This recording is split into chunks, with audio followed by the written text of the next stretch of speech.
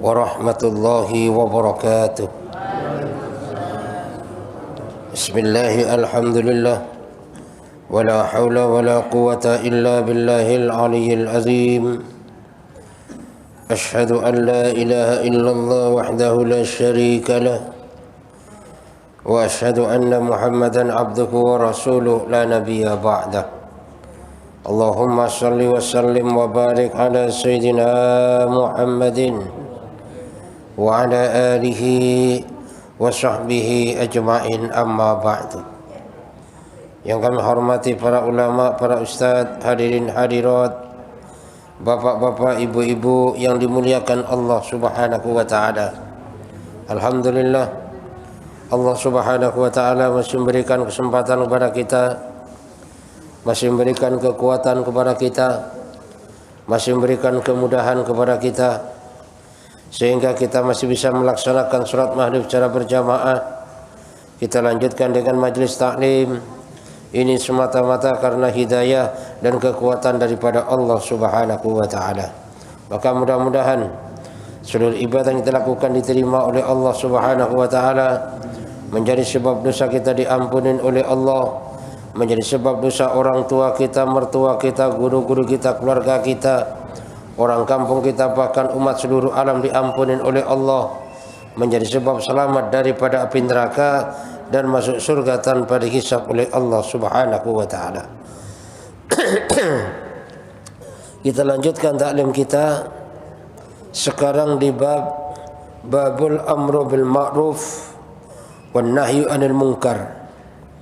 Jadi bab tentang masalah amar ma'ruf nahi munkar.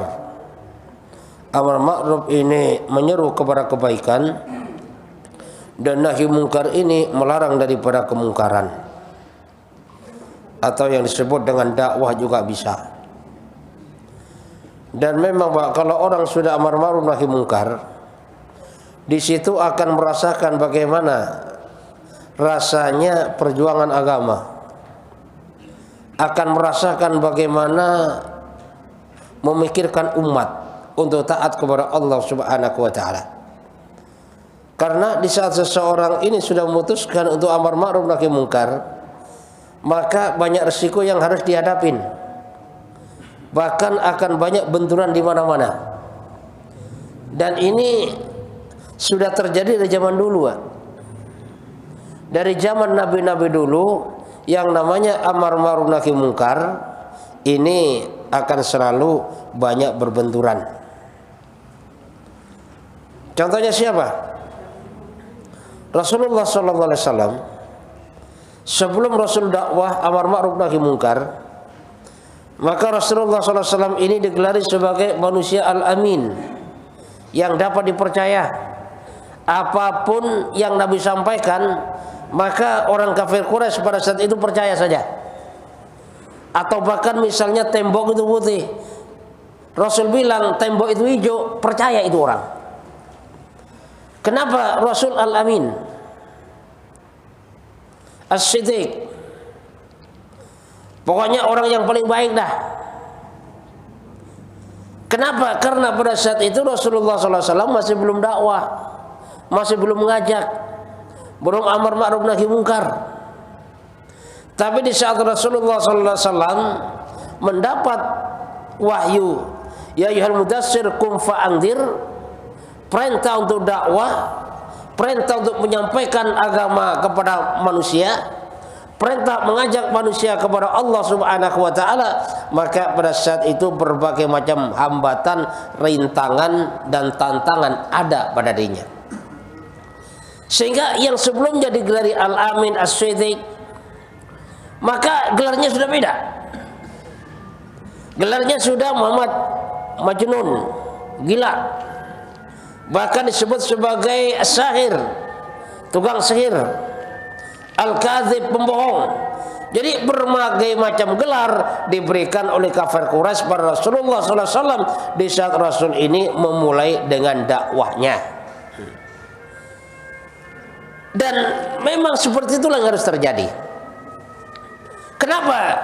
Karena pada dasarnya di saat seseorang ini dakwah amar ma'ruf nahi munkar, pada dasarnya disitulah sifatnya akan terbentuk. sikap dewasanya akan terbentuk. Kenapa? Banyak benturan, banyak tantangan. Kan biasanya orang semakin banyak tantangan, semakin ujian, banyak ujian, kan sifatnya akan semakin terbentuk. Suatu contoh, misalnya adanya Fir'aun. Adanya Fir'aun pada dasarnya untuk membentuk sifat Nabi Musa alaihissalam. Adanya Abu Jahal, adanya Abu Lahab untuk membentuk sifat Rasulullah SAW. Makanya semakin banyak tantangan, biasanya sifat ini akan semakin dewasa. Beda Pak, orang yang hidupnya banyak tantangan, banyak ujian dan banyak cobaan dengan orang yang hidupnya itu dalam kemanjaan, itu beda. Anak saja Pak, anak kalau dari kecil dimanja terus, apalagi perempuan, bisa jadi udah SMA Pak, cuci piring mah kagak bisa tuh. Kenapa? Hidupnya dimanja terus. Suruh bikinin kopi bapaknya, nggak taunya garam yang dianggap sebagai gula, sehingga apa? Kopinya asin.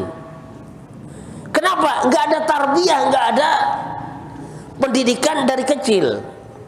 Tapi beda anak yang biasa terjun ke lapangan, yang biasa susah, yang biasa menderita, maka mentalnya akan terlatih, mentalnya akan terbentuk, sifatnya akan terbentuk, sehingga menghadapi segala sesuatu ini akan jauh lebih kuat daripada anak yang selalu hidup dalam kemanjaan. Makanya pada dasarnya tantangan dalam dakwah, tantangan dalam amar ma'ruf sebenarnya itu untuk membentuk daripada sifat atau sikap orang yang dakwah itu sendiri.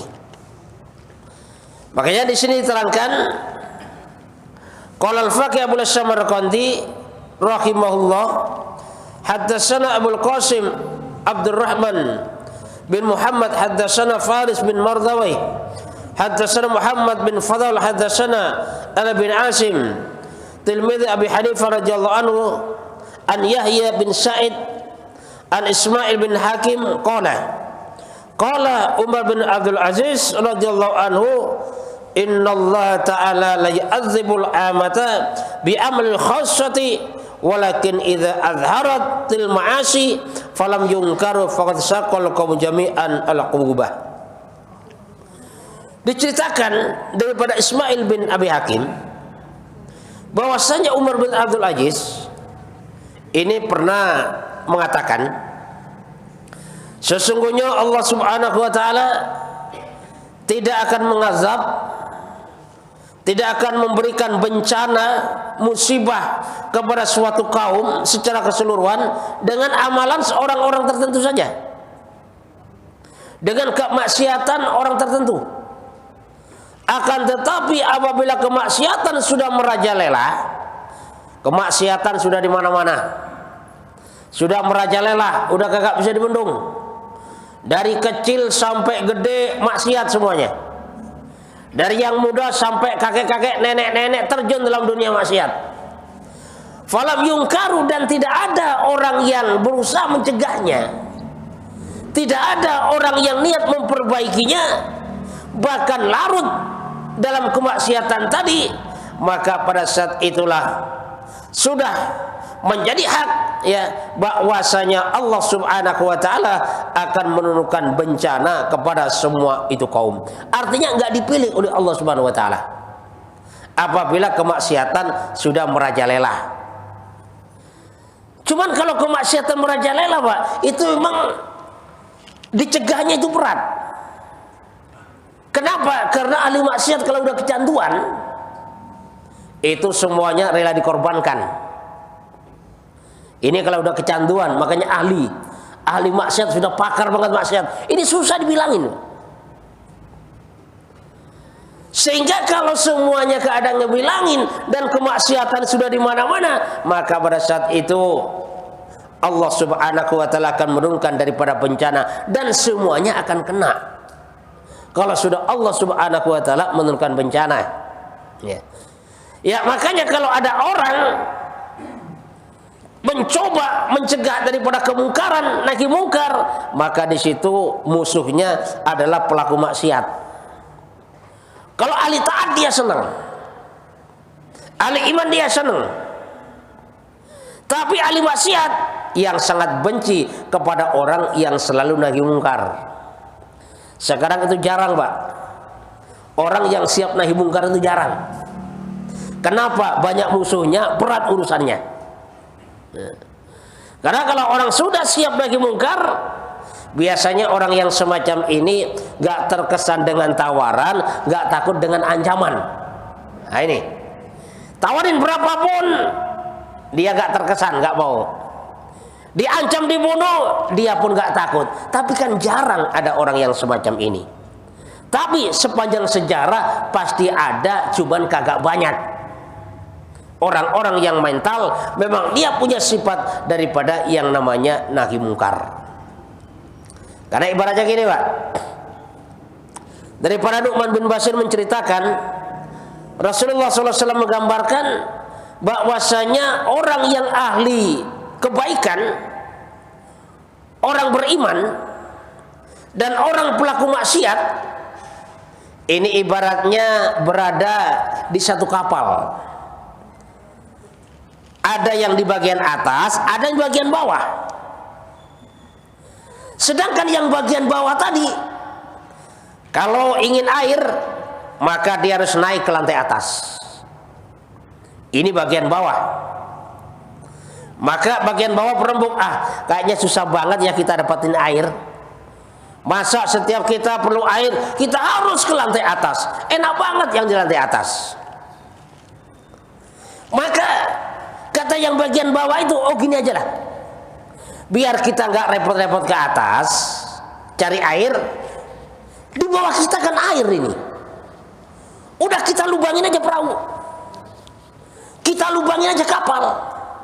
Lah kalau kapal ini kita lubangin, kita perlu air, nggak usah susah-susah naik ke atas. Lah dengan kondisi yang semacam itu, kalau orang yang atas di atas, lantai atas, tidak mencegah perbuatan daripada orang yang di lantai bawah, maka di saat kapal tenggelam, maka akan tenggelam semuanya. Itulah ibaratnya, kalau orang-orang taat diam dalam kemaksiatan, maka suatu saat kalau kapal itu tenggelam, orang yang ahli taat pun juga ditenggelamkan oleh Allah Subhanahu wa taala. Maka itulah pentingnya daripada yang namanya amar ma'ruf nahi mungkar, atau bahkan bisa juga disebut dengan dakwah, mengajak kepada kebaikan. Wa zikra anallaha taala auha ila Yusha bin Nun alaihissalam, inni muhlikun min qaumika arba'ina alfan min khiyarihim wa sittina alfan min syirarihim. Ini suatu ketika Allah Subhanahu wa taala mewahyukan kepada Nabi Yusha bin Nun. Jadi Nabi Yusha bin Nun ini termasuk salah satu sahabatnya Nabi Musa, muridnya Nabi Musa yang biasa menemani Nabi Musa. Apa yang diwahyukan Allah Subhanahu wa taala kepada Nabi Yusha bin Nun?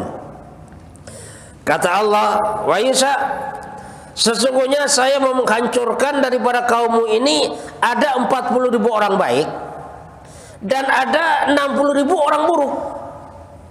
Ini semuanya mau saya hancurkan, mau saya azab." Ini kata Allah. Faqala ya Rabbi haula al-israr fama bala akhyar. Kata Nabi Yusha bin Nun, ya Allah, ya kalau yang orang-orang ahli maksiat, orang-orang buruk itu sih wajar lah, kalau misalnya diazab, ditenggelamkan wajar, karena mereka orang buruk. Lalu bagaimana dengan orang-orang baik ini ya Allah? Kenapa orang-orang baik gak dibiarkan saja, gak usah diikut-ikutkan lah, gak usah ikut diazab lah? Itu katanya Nabi Yusha bin Nun. Apa jawab Allah Subhanahu wa taala? Qala innahum la yaghdabu bi ghadabi wa akaluhum wa syarabuhum. Maka jawab Allah Subhanahu wa taala, wa Yusha, bahwasanya mereka orang-orang baik ini, melihat daripada kemaksiatan, tidak pernah risau dalam hatinya. Melihat kemaksiatan, mereka tidak ada usaha mencegahnya. Bahkan mereka itu tidak marah dengan sesuatu yang saya nggak suka. Artinya apa? Artinya walaupun kemaksiatan itu banyak merajalela di mana-mana, dan kemaksiatan itu sesuatu yang saya murkain, mereka tidak pernah murka kepada maksiat tadi. Tapi mereka wa akaluhum wa syarabuhum, tapi mereka itu semuanya makan bareng dan minum bareng. Artinya apa? Artinya 40.000 orang baik tadi, jadi istilahnya udah nyampur dah, ya, nyampur dengan 60.000 orang buruk tadi, makan bareng dan minum bareng. Inilah alasan Allah Subhanahu wa ta'ala kenapa orang yang baik dan orang yang buruk pun dihancurkan bareng-bareng. Karena nggak ada kerisauan. Nah, makanya kita sebagai orang beriman, kita harus ada risau Pak dengan keadaan. Makanya kan Rasulullah SAW sampaikan bagaimana saat kita melihat kemungkaran. Man ra'a minkum munkaran falyughayyir biyadihi. Barang siapa yang melihat suatu kemungkaran, maka rubahlah dengan tangan. Jadi rubahlah, bukan hancurkan, tapi dirubah dulu dengan kekuasaan. Kalau seorang pejabat, yang jelas dengan kebijaksanaannya, kebijakannya, dengan tanda tangannya, maksiat bisa merubah menjadi taat. Bahkan bisa terjadi gini. Misalnya ada satu pimpinan, pimpinannya ini ahli sholat berjamaah, tapi anak buahnya kagak ada yang sholat. Maka si pimpinan tadi bisa merubah dengan apa? Dengan kekuasaannya Pak, dengan tanda tangannya, ngasih pengumuman bahwasanya semua karyawan sini harus melaksanakan sholat berjamaah. Dengan kekuasaannya itu akan bisa berubah. Kalau memang dia tidak punya kekuasaan, fa'ilam yastati fabilisani, tidak punya kekuasaan, tidak mampu dengan tangan kekuasaannya, maka dengan lesan. Artinya apa? Ngasih nasihat. Pak, kita kan udah tua, misalnya kan, umur sudah berapa nih, kulit kita udah pada belipet, kapan kita mau taat? Kapan kita mau tobat? Masa Pak udah tua masih maksiat terus, sholat kagak mau, berjamaah kagak mau, taklim kagak mau, terus sampai kapan Pak kita akan seperti ini? Bisa juga kasih nasihat seperti itu, atau bahkan tergantung bagaimana cara kita menasihatin. Kepada anak kita misalnya, kita nasihatin anak kita. Kalau yang laki-laki sudah paling nggak ke masjid, kita nasihatin. Bahkan bisa juga kita omelin kalau anak kita. Kenapa? Karena itu tanggung jawab kita. Fa'ilam yastati, apabila tidak mampu menasihatin juga, maka yang terakhir ingkaru fil qalbi, yaitu ingkar dalam hati, artinya tidak sependapat dalam hati. Kita tidak setuju dengan kemaksiatan. Fawa at'aful iman, dan itu merupakan selemah-lemahnya daripada yang namanya iman. Artinya apa? Artinya kalau ada kemungkaran, ada kemaksiatan, ada keburukan, hati kita gak risau, hati kita gak memikirkan bagaimana supaya kemaksiatan itu bisa berubah jadi kebaikan, maka pada saat itu iman kita perlu dipertanyakan. Karena gini Pak, kan kadang-kadang orang sebenarnya kekuatan dia punya, terus bicara dia bisa, cuman dia ingkar dalam hati saja, benci dalam hati saja, nggak setuju dalam hati. Kalau ada orang yang semacam ini, maka semakin hari maka kemaksiatan dan keburukan, kejahatan akan merajalela. Contoh gini, misalnya ada orang jemur padi, Satu lapangan itu padi. Yang namanya jemur padi, Pak, kalau di kampung itu kan ayam pada datang nih. Bahkan ayam rombongan datang. Padahal pada saat itu tangan dia punya. Misalnya dilemparlah sama apa supaya apa itu ayam itu pergi. Mulut dia punya, kita teriakin misalnya bisa teriak.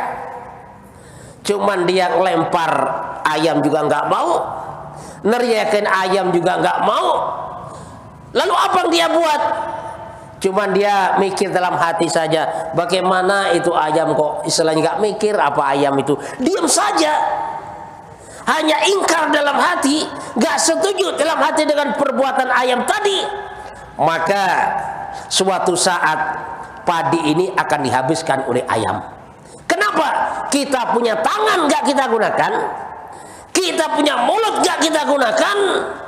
Sudah terang-terangan ayam makan padi kita, kita cuman ingkar dalam hati saja, maka suatu saat padi akan dihabiskan oleh ayam.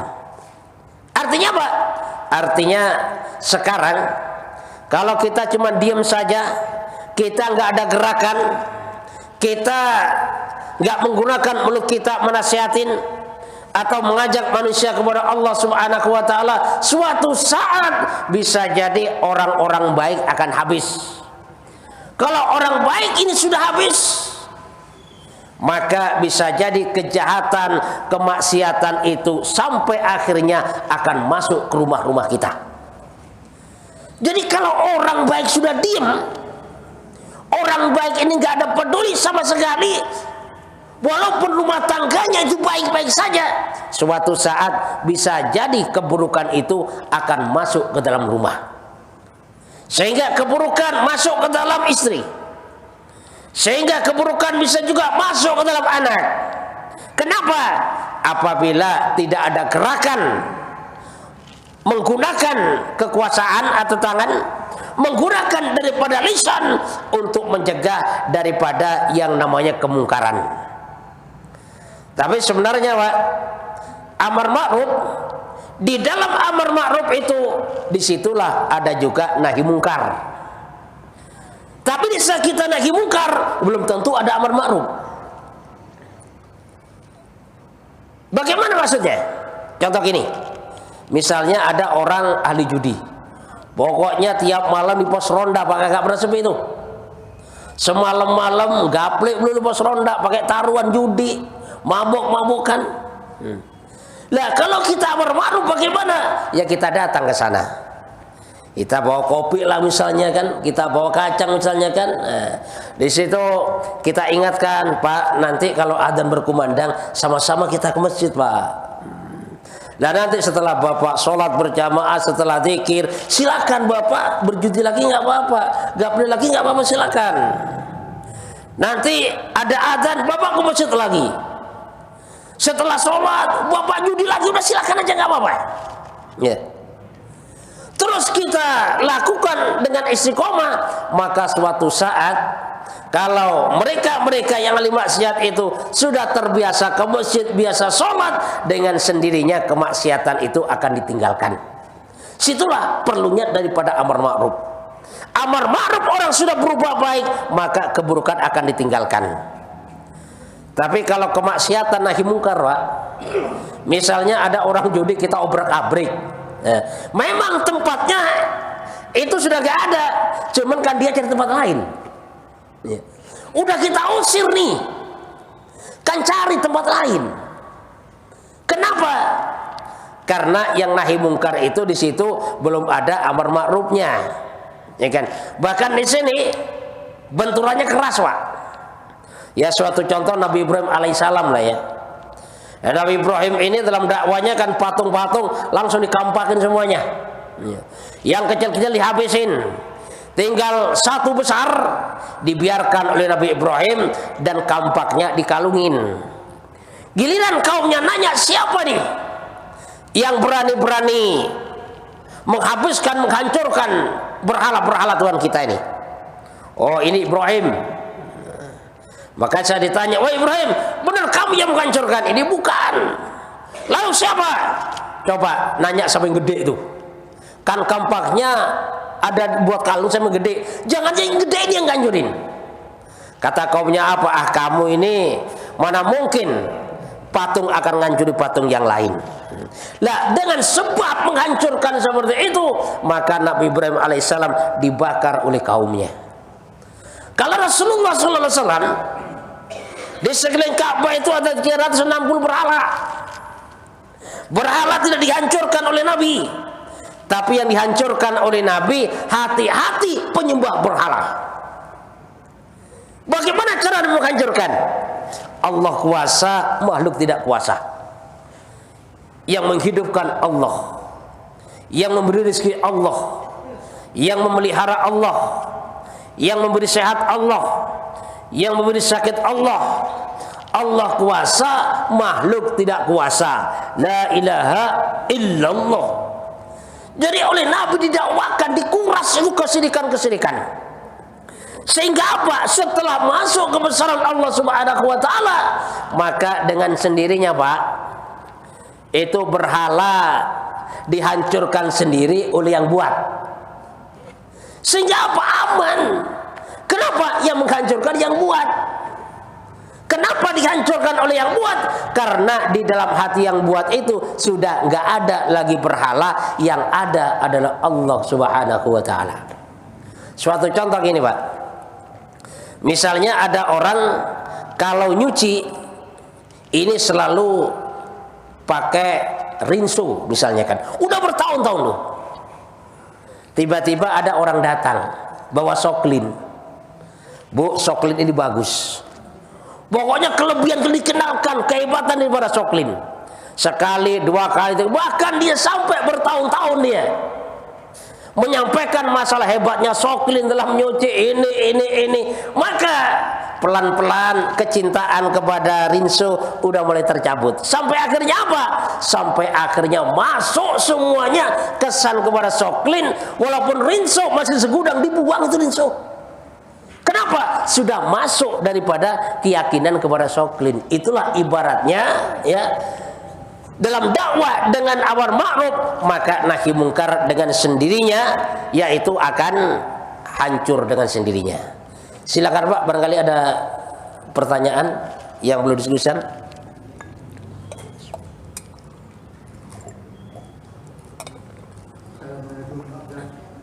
Salam.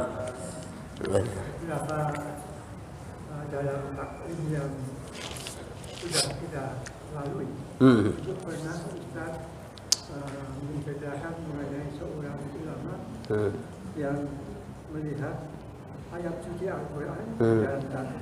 Nah, itu sekarang begini Pak Ustaz, pertanyaan saya itu bagaimana sebaiknya memperlakukan Al-Quran itu supaya kita tetap menghormatinya, tapi sebenarnya Al-Quran itu sudah tidak bisa terbaca. Bagaimana cara menghilangkannya Al-Quran? Iya. Jadi gini.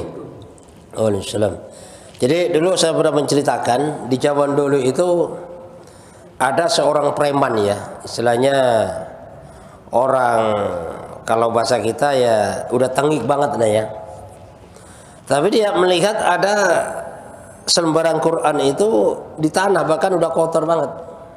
Maka diambil, ditaruh di jidatnya. Artinya apa? Artinya walaupun dia orang buruk, walaupun dia ahli maksiat, tapi ada rasa cinta, hormatnya kepada Quran.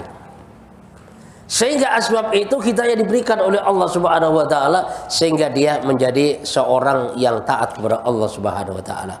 Lalu bagaimana cara kita memperlakukan Al-Qur'an? Ya. Cara kita memperlakukan Al-Quran, Pak, kalau Al-Quran itu sudah nggak bisa dibaca, maka kita taruh saja, kita simpen di lemari bisa juga. Ya, ini untuk kehati-hatian. Kita simpen di lemari. Ya sekiranya apa? Sekiranya tidak keinjak, sekiranya tidak berceceran di mana-mana. Itu bentuk penghormatan kita kepada Al-Quran. Yang jelas kan kita punya kan apa itu lemari, wadah buku, kita taruh aja di situ. Kalau banyak bagaimana? Sekarang gini aja, kira-kira Quran di rumah kita sebanyak apa, gitu kan? Paling misalnya kan ada 5 karena 5 keluarga. Ya. Satu Quran Pak, belum tentu 10 tahun itu sobek. Kenapa? Jarang dibaca. Ya. Kecuali kalau memang udah tiap hari dibaca, udah kepetin melulu, lah baru itu sering ganti Al-Quran. Jadi kalau Al-Quran sudah nggak bisa dibaca, Al-Quran sudah lusuh, sebaiknya simpen saja di lemari, ya, jangan sampai kececeran, dan itu merupakan salah satu penghormatan kita, ya, caranya kita memuliakan kepada yang namanya Al-Quran. Silakan Pak, barangkali ada pertanyaan lagi.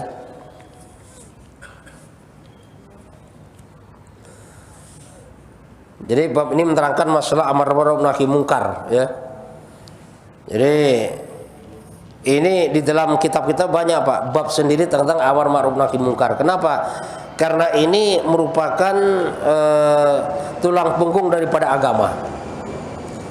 Karena di saat sudah tidak ada lagi amar ma'ruf nahi mungkar, artinya orang berbuat maksiat dibiarkan saja, udah nggak ada yang peduli, maka suatu saat agama hancur. Udah deh. Ya, agama hancur.